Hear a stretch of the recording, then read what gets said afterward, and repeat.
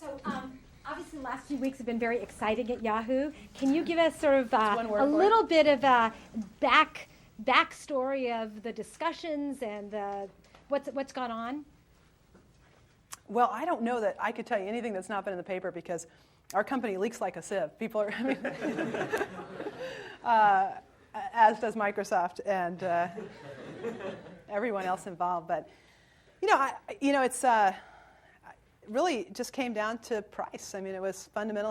We're a public company, and our board ran a process, and we weren't planning to sell the company, but Microsoft came knocking. It's not the first time, they made it clear they wanted to buy the company. Our board felt that we are in the midst of this transformation. We actually published our 3-year plan, which the board approved last December, called for a relatively flat profit year this year and substantial growth in 2009 and 10, because we're absorbing a lot of the development costs for some of the things I showed you today before the revenue ramps.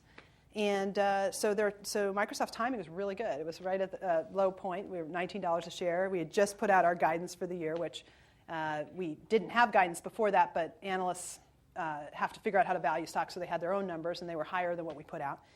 And so there was kind of a moment there where we hadn't gotten out to the street to talk to them about what we were doing, and the stock was reflecting a lack of understanding in that. In fact, if you look at the projections that people were carrying, they were straight lining out our growth rate in 2008, which was our lowest growth rate in revenue for many years, and our lowest margin. And so there was a big gap. It's if you're firing a missile and you're going a little off target, it gets farther away as the farther you go out. And so, stocks are all valued based on future, the forward look, not the past. But people were using the past as a guidance, as a benchmark, because they didn't have anything better. So our stock kind of got out of whack with what our board felt the real value was. And Microsoft has had, they've said this publicly. They've literally lost more in 10 years in money than we've made in 10 years. So they've been trying very hard to invest in becoming a leading online company. And at the top of Microsoft, they've said things even 3 or 4 years ago about how Google has proven that you can give away software for free and monetize it with advertising. So therefore, they need to become the largest ad company in the world.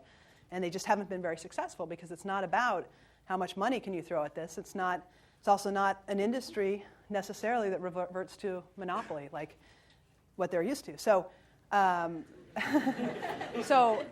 it's about marketplaces, and advertisers want choice. And in the case of search, there weren't really that many alternative choices that were as good as Google, although I think we've made a lot of progress there. So, so it was a moment in time. It was an opportunity. They will say they offered a big premium based on where we were trading in the past, but it definitely was not a premium to where our board thought the value was in the future. And this went on for a few months, and came down to the wire on Saturday, basically. I was in Omaha at the Berkshire Hathaway annual meeting, and sitting next to Bill Gates, who's also on the board of Berkshire. And I got there, and I reached over to, I whispered in his ear, I said, "Should I kiss you hello?" I said, "Well, people think we're getting married."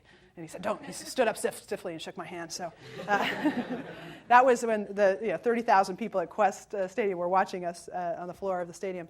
But later that day, Jerry and David had been authorized by our board to go up there and deliver the price that they thought, as a public company, what is it worth? There's always a price. And there was a bid and an ask of about $4. And I thought, I didn't know, I actually would have bet more, even money or more, that I thought Ballmer would take it and we'd be having a different discussion this week. But they made a choice that was too much, and we went back to work on Monday. So that's really where it is. It could, I've had a lot of questions, a lot of interviews. It could come back. I'm not sure what their options are. I think we have a lot of options, but we have to perform, and we have to deliver